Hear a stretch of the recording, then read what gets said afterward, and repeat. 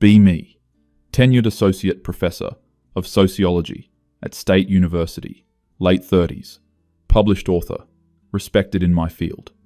I spent 15 years building my academic career on understanding power structures and social inequalities. Tonight is the annual Campus Open Forum on contemporary social issues. Administration randomly pairs faculty with community participants for civil discourse. Get my assignment. Debate topic is evidence-based approaches to understanding gender outcomes in modern society. My opponent is some high school kid, literally 17 years old. An administration tells me he specifically requested this topic and asked to be paired with a faculty member. Probably some debate club try-hard padding his college applications. This will be easy, maybe even fun. I can use this as a teaching moment for the students in attendance. Show them how to dismantle uninformed opinion with academic rigor. Spend maybe 30 minutes reviewing my usual talking points. Have given versions of this lecture dozens of times. Know the arguments inside and out. Patriarchy, socialization, structural barriers, implicit bias. The framework is solid, built on decades of scholarship.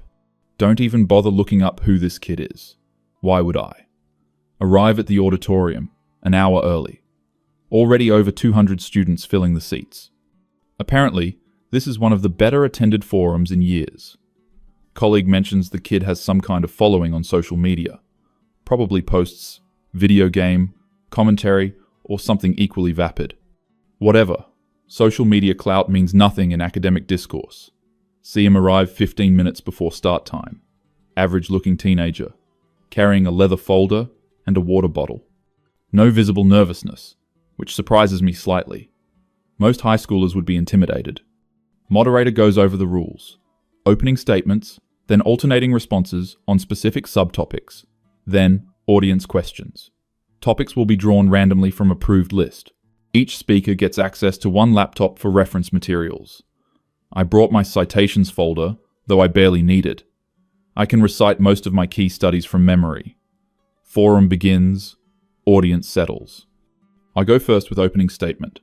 Deliver my standard introduction about how gender disparities stem from historical oppression and ongoing structural barriers.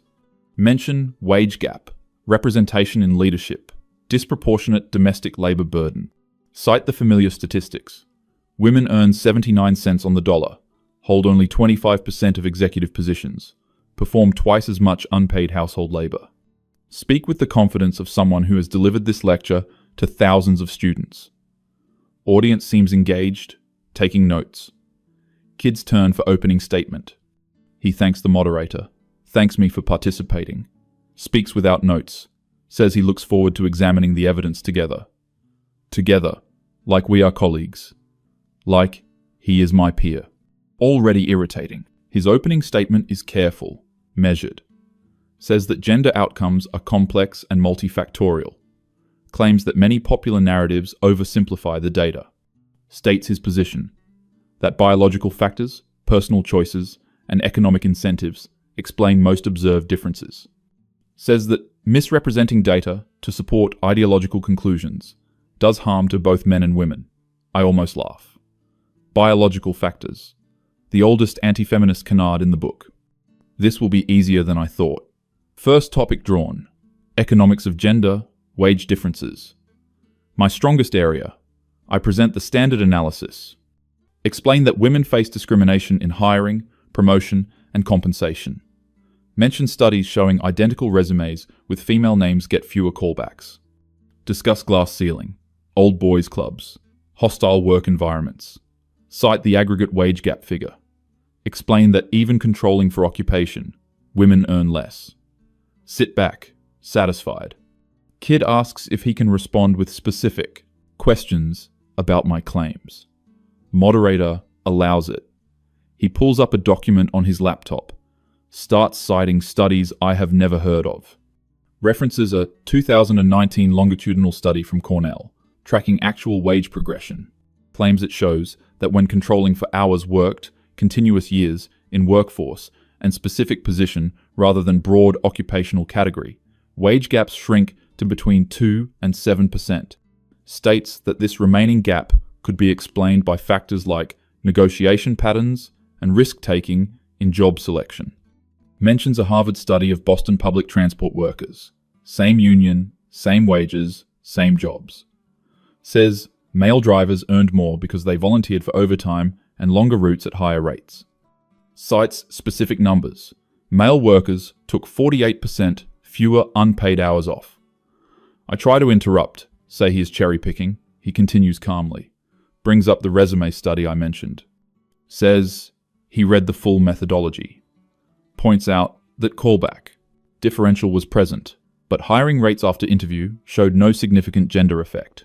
Suggests this indicates resume screening bias, but not final hiring discrimination. Then pivots to my claim about women earning less in same occupations. Pulls up Bureau of Labor Statistics methodology. Explains that same occupation includes massive categorical breadth. Says physician category includes dermatologists working 30 hours weekly and trauma surgeons working 80. Claims aggregating these obscures individual choice patterns. Cites medical residency selection data showing women select lower paid specialties at higher rates, even when controlling for competitiveness of residency. References a study of pediatrics versus orthopedic surgery compensation and gender distribution. I feel first twinge of concern. Where is this teenager getting this information? Try to respond by discussing structural factors that push women toward lower paying specialties. Mention work-life balance, needs due to disproportionate family responsibilities. He nods politely. Says, we will discuss family labor distribution in next section. Says, for now, the question is whether wage gaps in economics reflect discrimination or other factors. Asks me directly, if discrimination is primary cause, why do young childless urban women out-earn male counterparts in same demographic? Cites specific cities, New York, Los Angeles, Chicago, among women aged 22 to 30. I did not know this statistic. Stammer that this is a narrow demographic. He agrees. Says it is narrow. Says it is also the demographic that most closely controls for the factors I attributed to structural sexism. Same education, same age, same career stage, no child-rearing differentiation yet. Suggests this indicates that in absence of confounding factors, discrimination may not be primary driver. Audience is dead silent. Everyone writing frantically. Moderator calls time, moves to next topic. Topic is biological factors. In gender differences. My stomach drops slightly. This is always contentious. I present the standard, social, constructionist position. Explain that observed differences between men and women are primarily result of socialization. Girls taught to be nurturing, boys taught to be aggressive. Cite studies on gendered toy preferences emerging from parental influence. Discuss how stereotype threat affects performance. Mention that brain plasticity research shows male and female brains are largely similar. Emphasize that biological essentialism has been used to justify oppression. Kid waits for his turn. Starts by agreeing that socialization exists and matters, then systematically presents evidence I cannot dismiss. Cites David Reimer case, which I know and hate. Boy, raised as girl after botched circumcision, never identified as female, despite intensive socialization, eventually transitioned back, and later died by suicide. Mentions this contradicts strong social construction hypothesis. I argue this is one case, not data. He nods, moves on. Presents cross-cultural meta-analysis of temperament differences in infants under 1 year. Claims activity level, interest in faces versus objects, and frustration response show sex differences across all cultures studied. References specific study. Connellan infant eye tracking research showing day-old infants display gender-typical interest patterns. Discusses how gender-egalitarian countries show larger personality differences between men and women, not smaller. Cites Global Gender Gap Index, correlation with Big Five, personality trait differentiation.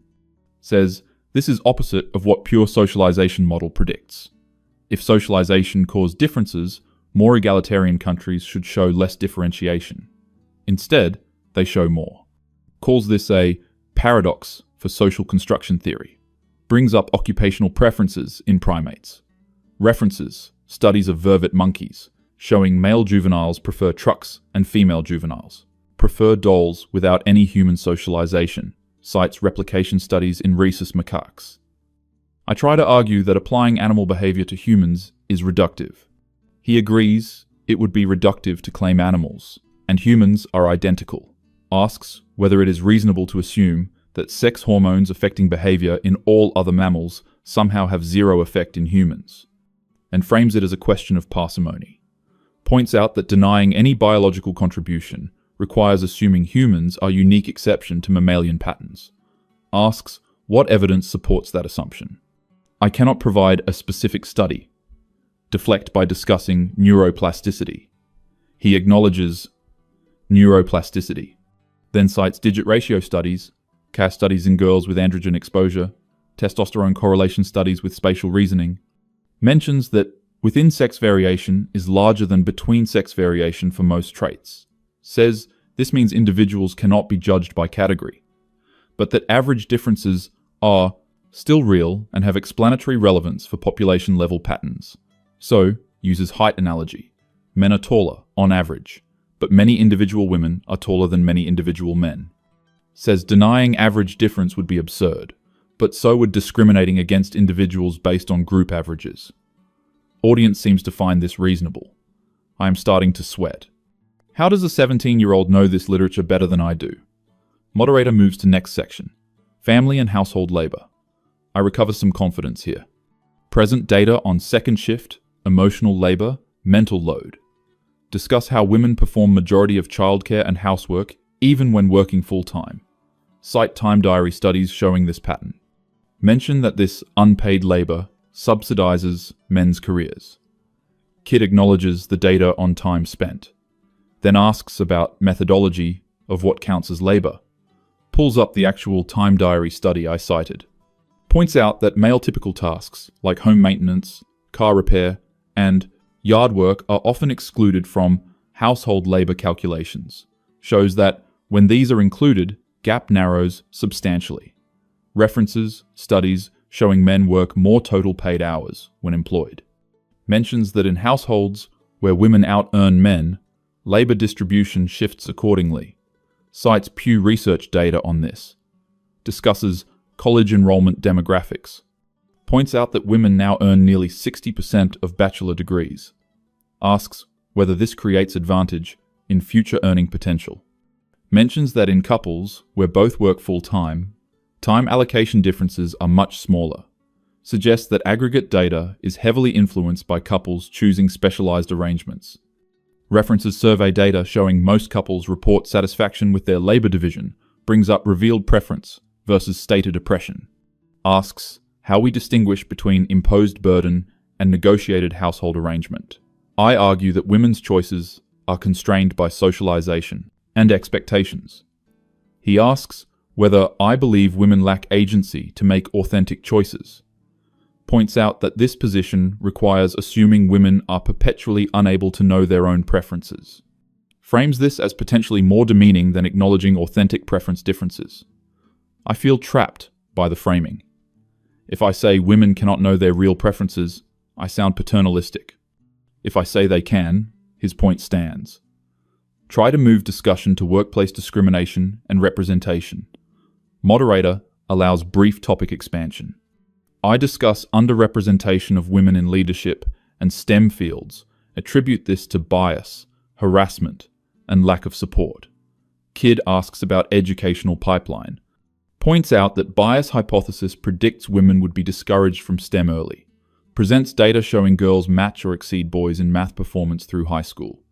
Notes that women earn majority of biology degrees. Asks why bias would affect physics and engineering, but not biology and chemistry at undergraduate level. Suggests interest differences might play a role. Cites international studies of student preferences in countries with different gender equality levels. References that same paradox from earlier. Most gender-equal countries have lowest rates of women in STEM. Less gender-equal countries have more women in STEM. Explains this as economic necessity, driving choices in poorer countries, while wealthy egalitarian countries allow people to follow preferences more freely. Mentions that within sex variation in interests, predicts STEM participation better than any bias measure. Brings up Google internal data on interest patterns among current employees. I argue that interest differences are themselves result of socialization. He asks if I have evidence that early childhood intervention changes these patterns. Mentions studies of gender-neutral toy exposure showing minimal long-term effects. Cites Swedish preschool program results. I do not know. These studies feel increasingly defensive. Next topic drawn. Perspectives on consent and relationship dynamics. Finally, something where I can regain ground. Discuss affirmative consent, enthusiastic consent standards. Talk about power differentials and coercion. Explain concept of structurally problematic relationships. Kid mostly agrees with basic consent principles. Then brings up application concerns.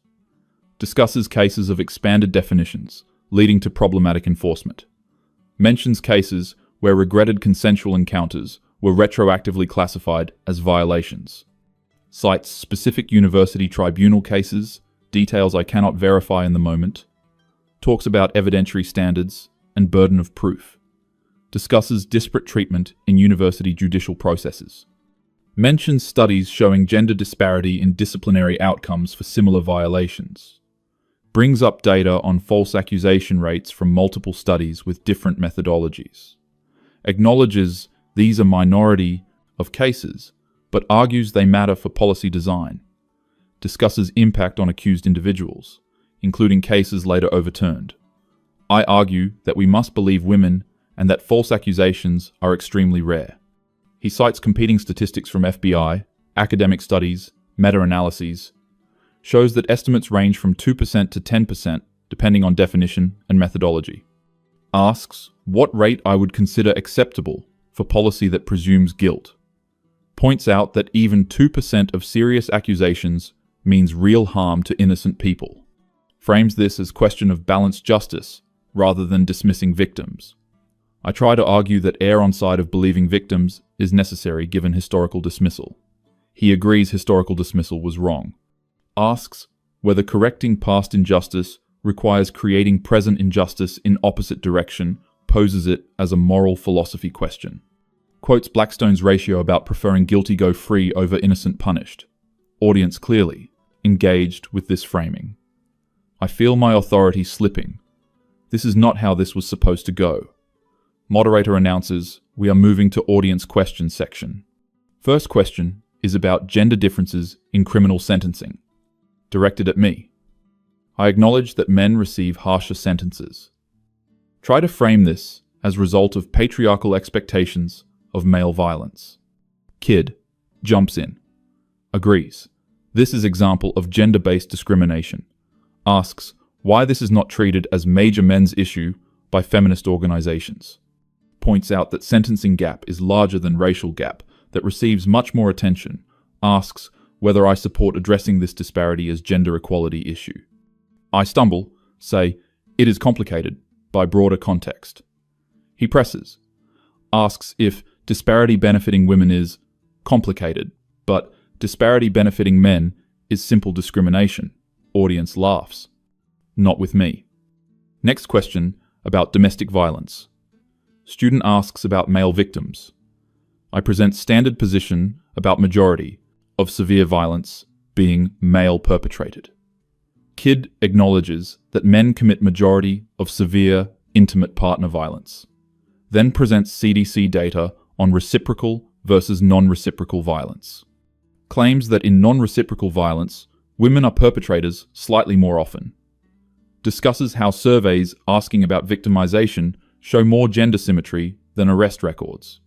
Suggests reporting bias and law enforcement response bias.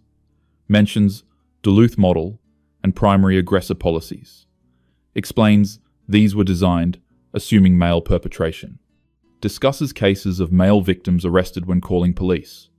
Cites specific statistics on arrest rates when men report victimization. I argue that women's violence is typically defensive. He asks if I have data supporting that claim. I do not.